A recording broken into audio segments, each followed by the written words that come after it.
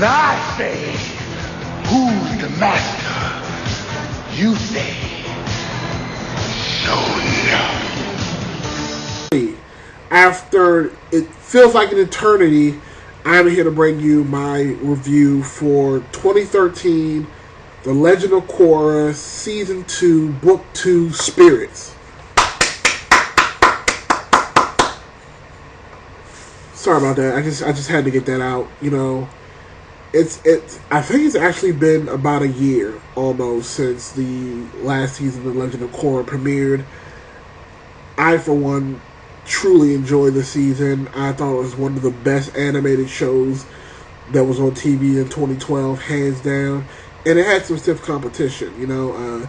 Young Justice, which unfortunately got canceled, and as well as the new, I think actually the Teenage Mutant Ninja Turtles show started in 2013, but I'm not sure. Anyway, it doesn't matter. So, Legend of Korra, Season 2, we're back.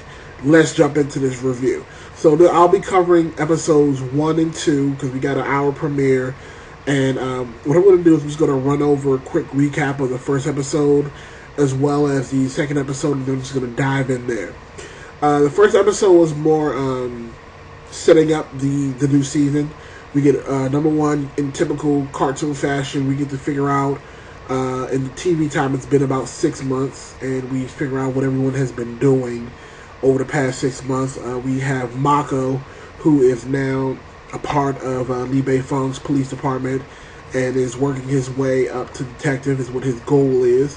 And in the process, he's chasing down some thugs. Now, in regards to this information, we actually got to see some of this footage before at Comic-Con. So this was the Comic-Con footage that was shown. This was just some concept drawings. It wasn't the actual finished animation, but if you remember seeing that online, this is kind of what they showed before.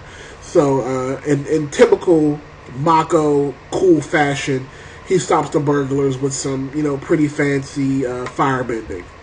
Bolin, on the other hand, is probably just still being Bolin, and he's been hanging out with Paku and just, you know, doing his whole pro-bending thing. He kind of has two new, I don't even want to call them partners, because it looks like he literally just grabbed somebody off the street and was like, hey, come pro-bend with me.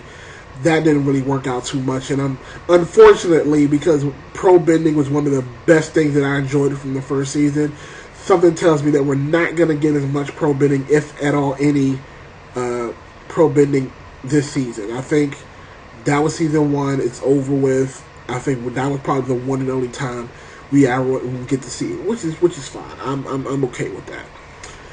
Korra, of course, is, you know, busy being an avatar. She's been training with Tenzin this entire time, and she's it's kind of weird because it's like the whole situation when Amon happened. I think they had mentioned Amon like maybe once or twice. They kind of mentioned him. But, you know, they kind of just moved on past him, and just, you know, this is where we are now. Amon's gone, even though we know Amon is not gone and he will be back. But we just know from right now that's kind of where his season 1 is done, and Amon is not being talked about anymore. Now, again, we also had updates on Asami. You know, she's still struggling, trying to get the corporation back in order. Understandably, you know, her father kind of left them in ruins, so she's trying to get that whole situation together. It still feels like she's a little bit uncomfortable with accepting that Korra basically stole her boyfriend, which is, again, you know, she'll have to, you know, cater to its shipping fans and, you know, make sure that whole love story gets together. I for one, am not a huge proponent of Mako and Korra. I'm just, you know, I'm just not. But, you know, it's cool. Their relationship will run its course eventually. The big thing about this season, of course, is spirits. Now, I was a little weary about the whole spirits angle, and that's probably because I'm used to just dealing with person versus person battles versus, you know, when in season 1 they had the machine, so that was a new element that I never thought of before. But it worked. So at first I was very weary of the whole spirits thing. I was like, these spirits are not going to be able to hold a candle to the characters. boy, was I wrong. Let me tell you. So, in episode 1, towards the end of the episode, we found out that Korra's, and you know what? Before I get there, let me just say, in the course of the first episode, we get to meet Korra's two cousins who are twins. One's a girl, one's a boy, and I believe Eska and Dunsa are the names. Don't butcher me on the pronunciation. I'm getting over a cold, so I'm trying to push through this as best I can. We also get to meet and hear from Korra's dad and Coras Uncle, who is the actual tribe leader of both water tribes.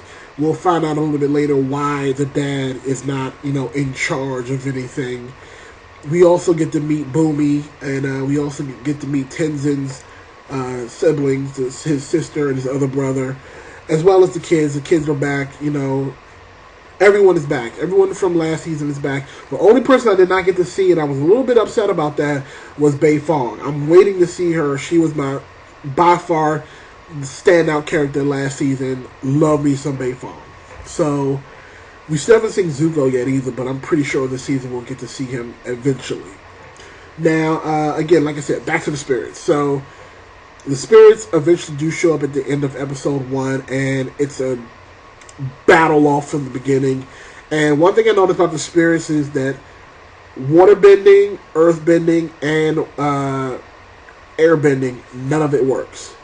It looks like the fire bending kind of worked, but it got to the point where it was actually just phasing through them, and they're able to still hit the fighters. So Mako, Bolin, Korra, Korra's dad, they all try to fight the spirits to no avail. They all got knocked around. It wasn't until Korra's uncle came in and did, I guess I'm going to just call it spirit bending at this point, because that's the only thing I can really just call it. He spirit bend, and it wasn't like he was actually fighting the spirit. It was more like he was calming down the spirit and just turned it from being a dark spirit into a good spirit, and it just faded away. Now, here's the thing I want to talk about. Coras Uncle. Coras Uncle, and his name is Unalaq. Yes, it's Unalaq. So Unalaq is... How do I talk about Unalaq? I don't trust him. I don't trust him. Now, I could be wrong, and the writers are just trying to do a double blind where they want you to not trust him, because I don't understand how you couldn't. Like, immediately, as soon as he hit the field, he immediately tried to turn Korra against Tenzin and his dad. Immediately. And, of course, Korra, being the hothead she is, she fell right into his plan. And she turned on her dad. She turned on Tenzin. Basically told him she didn't want him to be her trainer anymore, which was a bad idea. And she even jumped on Mako's back because... Mako, if he was damned if he did and damned if he didn't. He sided with her and she got mad, and then she tried to give her a positive reinforcement. She got mad, so it's been going downhill for their relationship since the beginning of the first episode. Now, one of the things I want to talk about really quickly before I move on to the second episode and what goes down is the twins. So the twins, Eska and Densa, one is a girl, one is a boy. I can't remember which one is which. So, Bolin, of course, is like, ooh, I'm going to try to go hit on her. So he goes to try to hit on the twins, and then the brother's like, I think he's trying to use some crude method of communicating with you. And then the sister's basically like, okay, I'll see what crude matter of language he's using, and basically says, to make a long story short, that she's dating Bolin. And he was like, are we dating, or am I your, slave? And she basically was just like, a little bit of both. So there's a scene in episode 2, and literally I had to pause my TV because I was laughing so hard. So Bolin is there, they're talking about the spirits, and Bolin's all scared, and he turns to the girl, and he's like, oh my god, he gets all scared, and then she turns to him and say, I will protect you, my feeble turtle duck. I outright lost my shit. I was literally in tears laughing. I don't know why. Something so so stupid. It was just because that kind of Avatar humor, I've been missing it. I've been missing it for a long time, and that's exactly what I needed. It gives you the seriousness and it gives you the comedy at the same time. And it's like a gigantic Eskimo pie.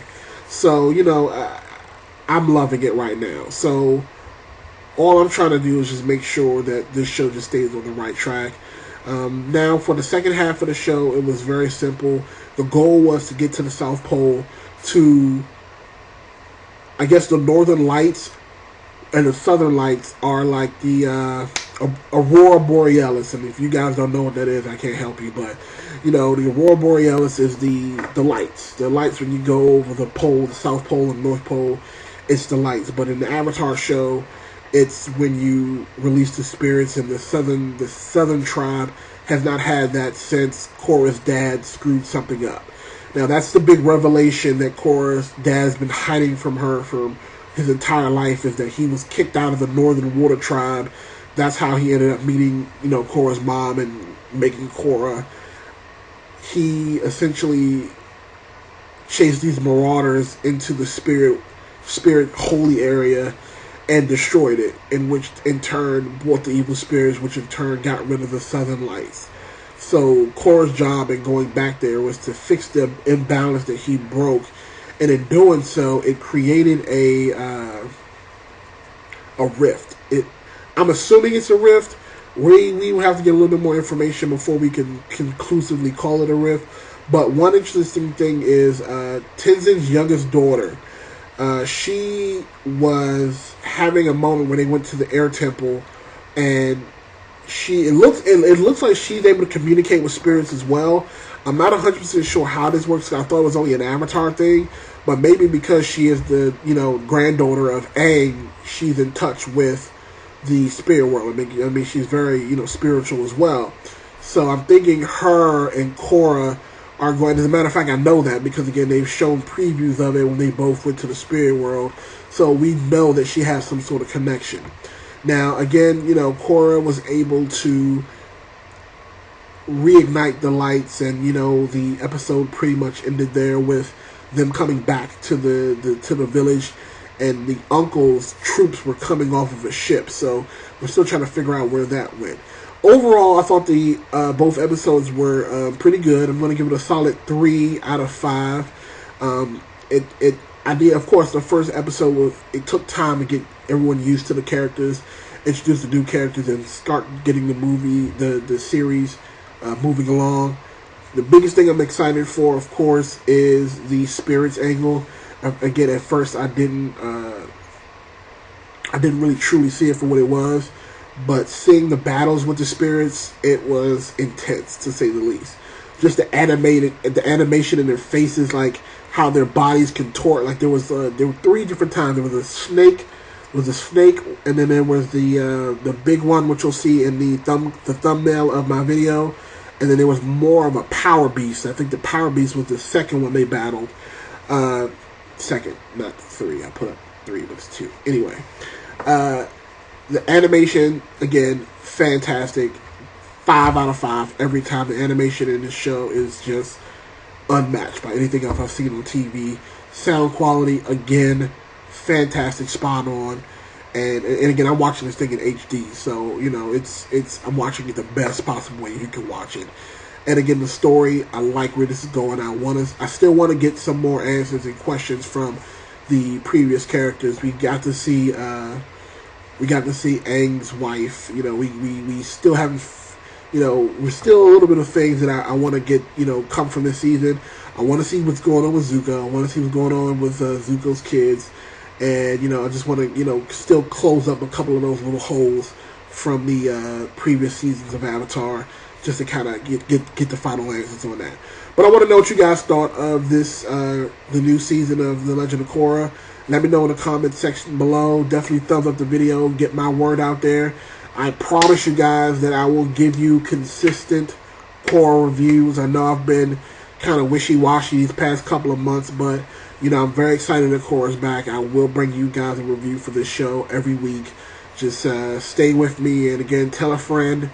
Show of the King, the one and only, and you guys have a fantastic freaking day.